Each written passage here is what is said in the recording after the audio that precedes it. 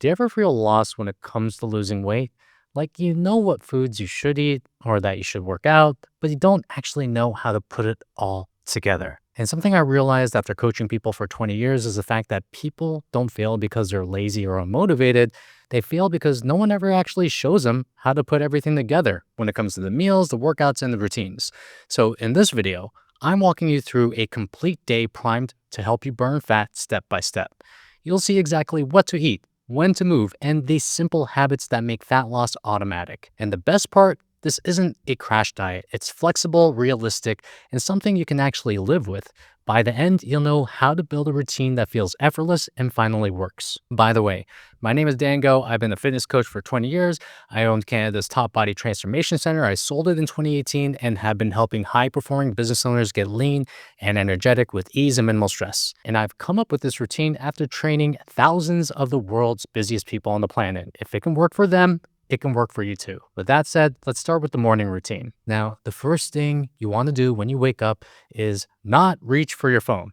Actually, we're going to talk about this near the end of the video, but you're going to completely avoid your phone upon waking. You're going to get up. You're going to do your business in the bathroom, whatever that is. And the first thing you're going to do is put water into your body. Now, in this water, I would suggest putting in some form of electrolytes in the water, either in the form of high quality sea salt or an electrolyte powder. This is one of the best ways to enhance your hydration. And if it doesn't upset your stomach, I would add some creatine to the water as well. Creatine is one of the safest, most researched supplements on the planet. Studies have shown this around 5 grams helps you improve performance, build muscle, and enhance recovery. Around 10 to 15 grams has been shown to improve cognitive function, memory, and mood. The combination of creatine and electrolytes allows the creatine to be better absorbed into your muscles. Also, it does offset the chalky taste you would get if you just drank the creatine alone. Now, if creatine does upset your stomach, then I would actually take your creatine after your first meal. Now, I've been drinking this particular drink first thing in the morning, and something I realized when we wake up is the fact that we don't need to mainline coffee. We actually need hydration, especially upon waking. Now, what this doesn't mean is that upon waking, you should race to the water filter and chug a whole gallon bottle of water down your throat. But it does mean that after a short amount of time after you wake up, you should be focused on hydration. Now, you're probably wondering, where does the coffee come in? But the fact that you've already hydrated yourself, if you do this enough times, you'll actually realize that you are energized and you don't necessarily need coffee first thing in the morning. Also, because of your circadian rhythms, your body is already pumping cortisol, so you don't need to necessarily amp that up. And if you want to take it, you could, but you don't necessarily have to. You can actually delay it a little bit. And I've actually found that when I delay my coffee, I'm able to get the energetic bump well into the afternoon as opposed to mainlining it first thing in the morning. Now, after doing all your stuff in the bathroom and drinking all that water, it's optional, but I would do some form of mindfulness, meditation, or breathing. This helps keep your monkey mind in control, and I found that a little mindfulness goes a long way at helping you control your cravings. Now, let's get to the first meal. And by the way, as I go through these meals, I'm going to give you the calories and macros that are attached to each, but you want to modify these to your own calories, your own macros, and your own goals. And if you don't know how to find that out, I'll leave a link in the description that will show you exactly how you can calculate this for yourself. Now, about 1 to 2 hours upon waking, this is when I like to have the first meal. Now, some people like to skip this meal, and if that works for you, then go for it. Particularly for me and a lot of my clients, I live a fairly busy lifestyle. It's a little bit high stress. And I've also found that if I skip my first meal, it increases my appetite when it comes to nighttime. Now, a great fat loss breakfast is built on 3 specific things: protein, fiber, and fats. And depending on where you're starting from, there are different meals that I would eat for breakfast. Level 1 is for people who are super busy and on the go.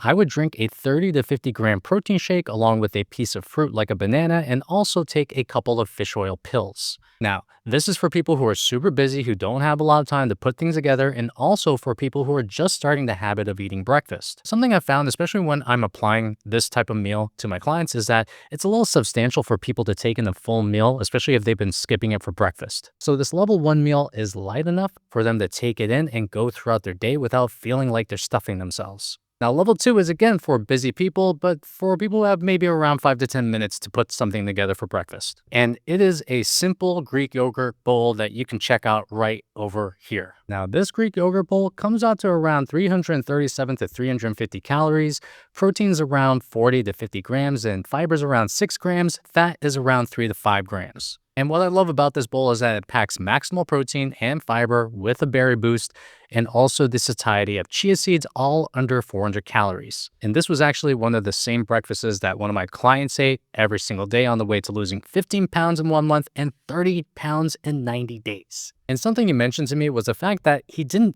feel hungry when he was losing weight, which is amazing. He actually felt like sometimes he was eating too much, which is exactly where we want to be. And by the way, I created a free guide on the exact plan we used to help him lose the 15 pounds in 1 month.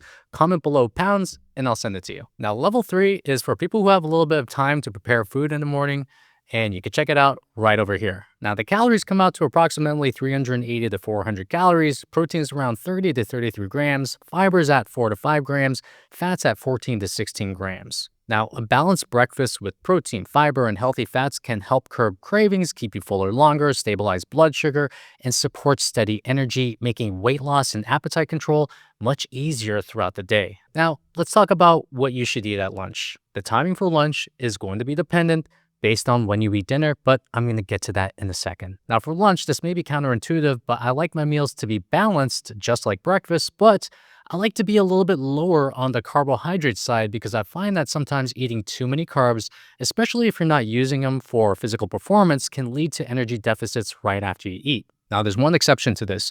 If you do your workout in the afternoon, then I would eat more carbs at lunch because they will help facilitate more energy during that workout. And you can check out what I would eat for lunch over here. And I actually have another recipe that you can check out over here for lunch. Now, the calories for these are approximately around 500 to 550 calories, 42 grams of protein, fiber 17 grams, and fat is at 32 grams, and carbs are at 12 grams. Now, a savory, satiating meal packed with protein, healthy fats, and micronutrients, and minimizing starchy carbs while keeping fiber high is one of the best fat loss lunches on the planet. Both meals deliver high protein, plenty of healthy fats and fiber, and only modest carbs from non-starchy vegetables. Now, keeping a regular lunch in a meal schedule helps you regulate hunger hormones, reduces cravings, and promotes steady energy, making it easier to stick to your calorie goals, supporting your long-term weight loss. Now let's talk about snacks. Personally, I'm not a fan of snacking. What? Most of the time, when people are snacking, they're either feeling an emotion or they're dehydrated. So with that said, when it comes to snacking, I would actually use 2 types of tests. Number 1 is the raw veggie test. If you are thinking about snacking, ask yourself, would I actually eat some raw veggies like celery or carrots? And if you're not, don't eat. And if you would eat them, then make sure you use the next rule I'm about to reveal in the next test. And by the way, as a caveat, I will also set up my environment to make these raw veggies a little bit easier to eat. I talked about it in this video right over here, where one of my friends just leaves raw veggies out on his table, and that makes the environment more conducive to eating those raw veggies. Now, the second snacking test is the water test. If you think you need to snack, drink a big 500 milliliter glass of water, then use the 20-minute rule, which is to wait 20 minutes. Within that 20-minute time span, keep yourself as busy as possible. Try not to think about the fact that you're doing the 20-minute rule in the first place. Maybe even set a timer for yourself and just get busy. The reason why you would do this is that it usually takes about 20 minutes for your stomach to signal to your brain that it's full, or in this case, that it's hydrated. Usually, when I use this test for my clients, they find that they're not usually hungry, they're usually bored, emotional, or feeling some kind of stress. Now, snacks aren't the enemy, but mindless snacking definitely is. Now, before we get to dinner, you're probably wondering, where exactly is the exercise part? The thing you have to understand about exercise is that there are 2 specific types of exercise that we want to do when it comes to fat loss. The first one is strength training using progressive overload. You want to do this at least 2 to 3 days per week to maintain, if not build, a little bit of muscle. Especially when it comes to strength training, you want to do these at times you can continuously do them and as a habit and a routine. Now, I find for my busiest clients, the morning time is the best. If you do have a little bit more time, the best time to work out is usually in the afternoon because that's where your circadian rhythms are aligned, giving you the most energy and power. Now, the time that I see a lot of people missing is the evening workouts. Also, something about the evening workout is that when it comes to doing it, you don't necessarily want to work out before you go to sleep because that's going to affect your quality of sleep. But we have to just be honest with ourselves. When can we get this workout done consistently?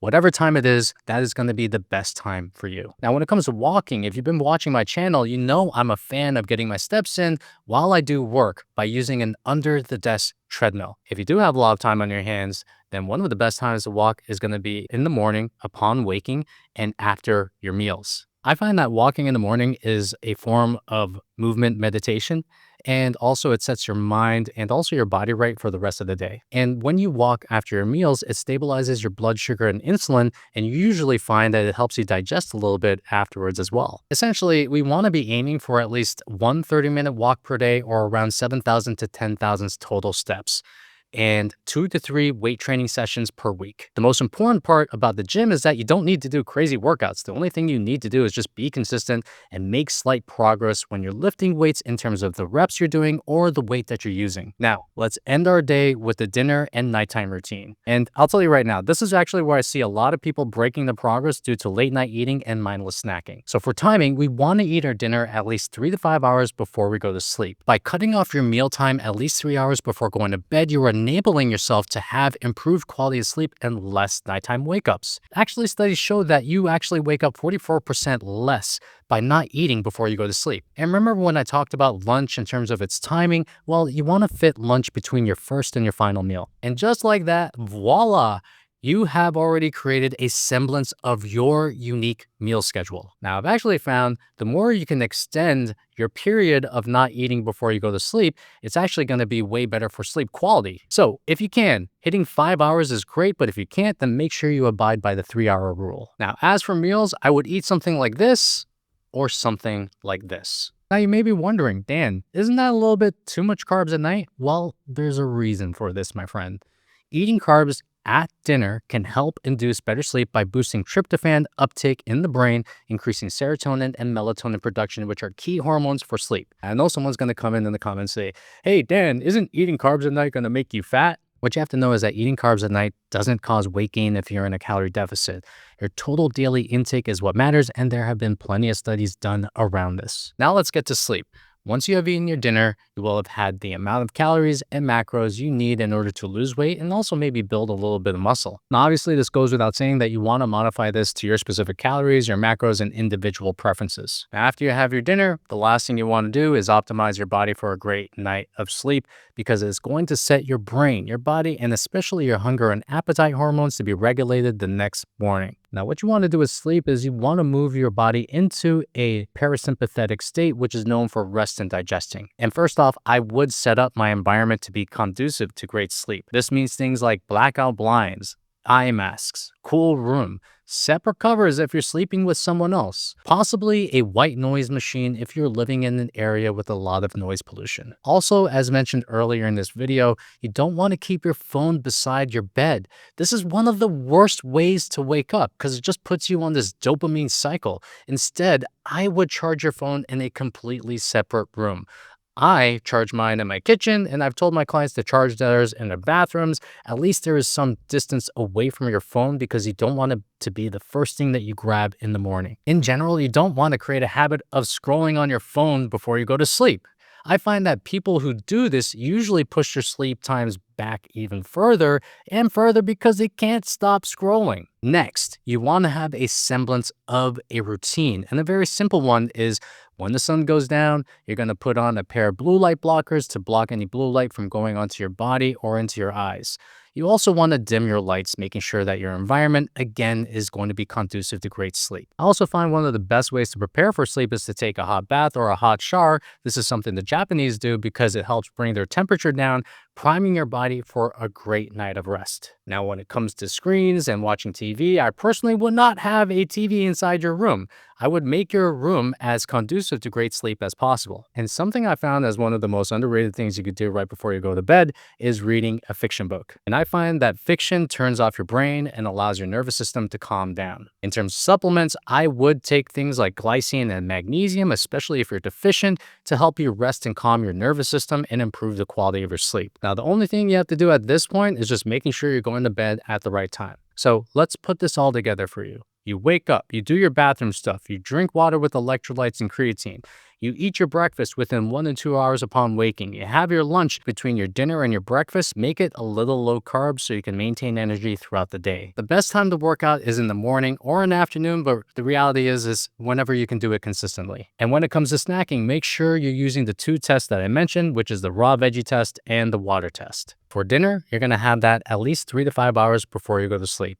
And finally, you want to follow a sleep routine that's designed to help you put your head on the pillow and time travel to the next day. And something you're going to realize by following this structure is that your body actually loves to be on routine. You may have not realized it yet, but each and every one of these actions is a signal to your body on when it should be eating, when it shouldn't be eating, and when it should be waking up, and when it should be going to sleep. Now, the last part is going to be my challenge to you. Your first win is to just follow this for one day. Just getting this started is the most important part of this challenge. Your second win is to do this for a full 7 days, and that's when you start to prime your body for this routine. Your third challenge is going to be doing this for a full 21 days, and that's the start of a habit. The next win after that is doing it for a full 90 days because that's going to be the start of a lifestyle. And your next milestones are going to be 6 months, 1 year, and then 2 years. I actually find that 2 years is the magic number when it comes to total transformation. And this is where the routine becomes a part of your life. I guarantee that when you follow a structure like this, you're not only going to lose weight and get lean and build muscle, you're going to feel stronger, more energetic, and more confident.